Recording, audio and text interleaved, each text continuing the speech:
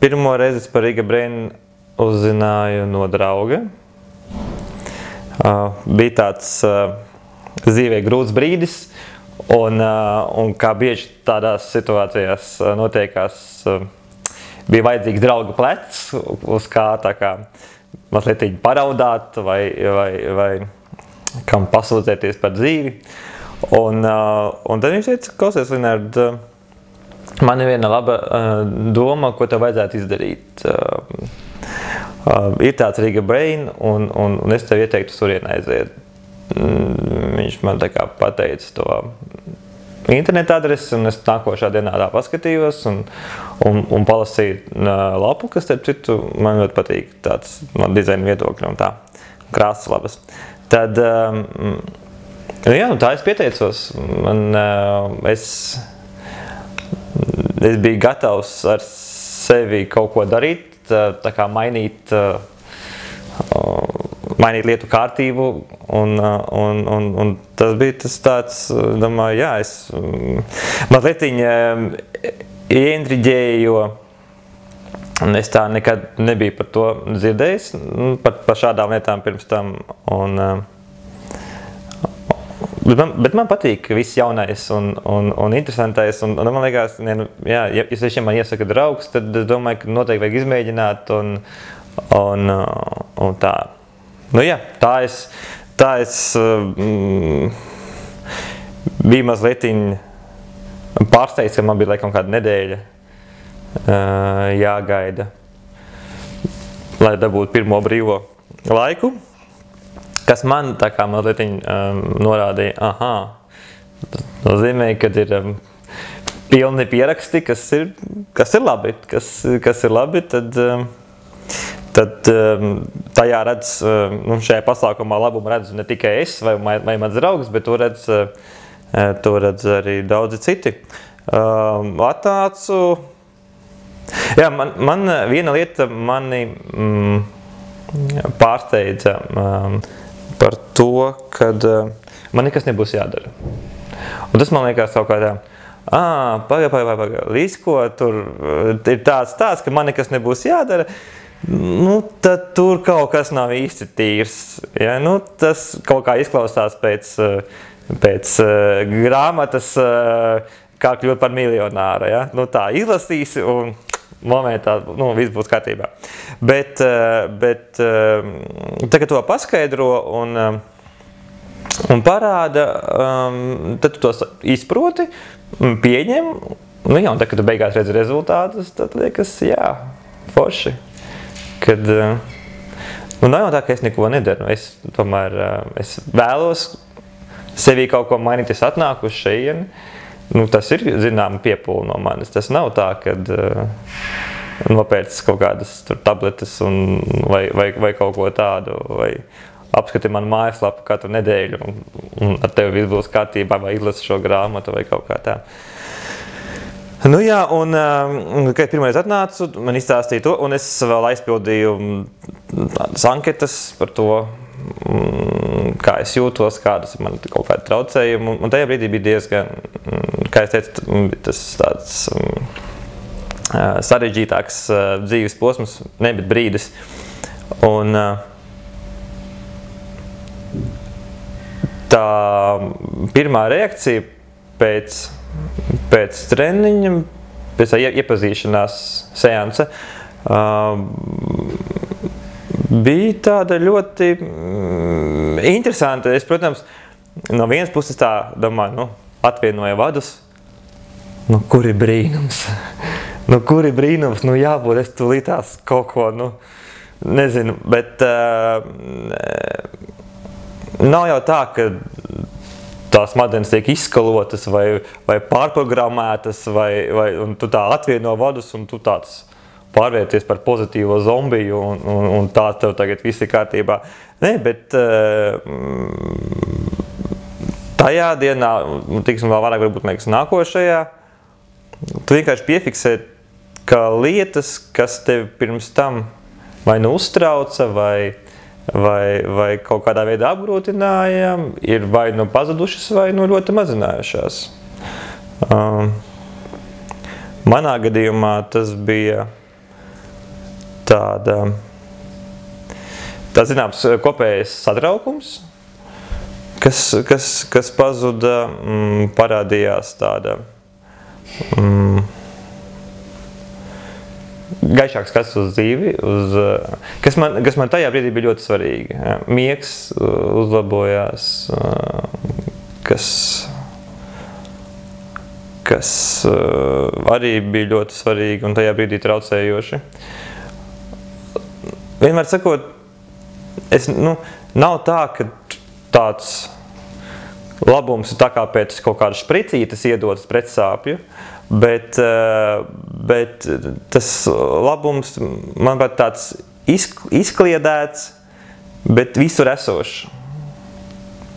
Es tā kā kaut kā tā varētu teikt. Bet visā visumā, jā, un tad es tā kā jūtu, kad ir tādi labi rezultāti, tāda laba pašsajūta, un es redzu tos rezultātus. Es saku, tas nav tāds, varbūt viens tās lietas, bet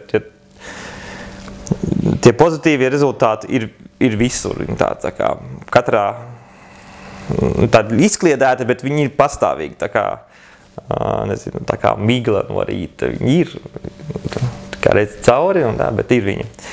Un tas man tā kā likās, wow, tas ir baigi forši, un tad es jau te vairākas reizes esmu nācis vēl pēc tam, un arī bērnu vedis. Ir jauki, man ļoti patīk, un es patās vēl ieteicu vienam draugam tieši šo pasākumu. Personīgi man ļoti patīk klientu servis. Man ļoti patīk, kad meitene piezvana un pat tad, ja, teiksim, es kādu brīdi neesmu bijis, vai kā viņa piezvana apvaicājās, kā iet pa dzīvi un tā. Un tas ir ļoti forši. Tas ir ļoti forši, jo bieži vien gadās, kad par klientu interesējas, teiksim, līdz tam brīdim, kamēr viņš ir pierakstījies. Ja, un tad, klients ir mūsējais, atslāpstam un mēģinām tagad meklēt kādus citus klientus.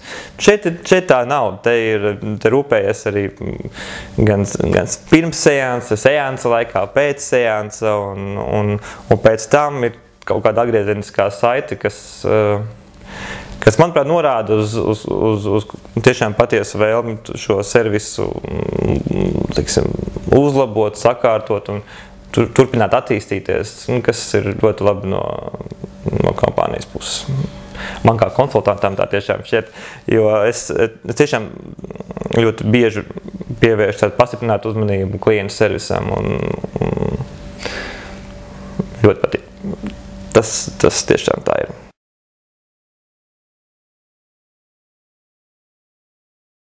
No seansa vadītāja puses tur tādu, pat, manuprāt, pārāk liela iejūtība. Es tagad tur tā, tas ir baigi labi. Tur forši ērts krēsls, un es ļoti relaksējos. Un man liekas, es esmu lielāko daļu no seansiem esmu iemidzis.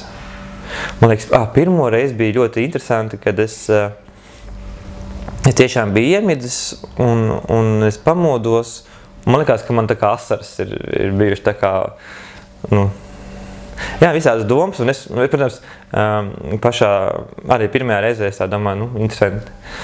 Tagad vai es kaut ko domāšu, kaut ko savādāk, vai man būs kaut kādas tur, domas ir interesants, laikam vienmēr, un man ļoti relaksējoši, ļoti jauka mūzika, ērts krēsls, atgāzies, gandrīz guļus, un ļoti bieži, teiksim, kaut kādā tādā darbīgā dienā pa vidu tu dabūni to stundu brīvu, lai teiksim, iedzertu tēju, pēc tam to pusstundu pagulētu, paklausītos jauku mūziku, fiziski atpūties, smadzenes strādā kolosāli, man liekas. Tas ir ļoti... Man tiešām sprakšķi, varbūt bija kaut kādas pirmās reizes, kad tāds vairāk cilvēks orientēts uz kaut kādu rezultātu, un tad man tā, attiec prakšķis nozīmē, ka tad tās smadzenes mācās. Tas prakšķis tā, lai vairāk, samātos tā, lai uzreiz būtu kaut kāds maksimālais iespējamais rezultāts. Bet, vajag, visnībā, man liekas, vajag atslābt, un smadzenes jau visas pašas zina, kas ir jādara. Jā, kas ir svarīgi, manuprāt, cilvēkiem, kas tā kā vēlas nākt, vai kas nāk uz šejieni, ir līdzīgi tāpatās, kā man stāsta, teiksim, jogā. Es eju uz vairākām jogām, viena no tām ir hatha, kas ir reizi nedēļā, viņš saka, šī ir jogas skola. Un jogas skolā mēs tev parādām, kā, bet tev kaut kas jādara arī pašam. Nepietiek, ka to vienu stundu nedēļā, ko mēs, 2 stundas, ko mēs ar vingrojam, jānodarbojas arī pašam ar kaut ko.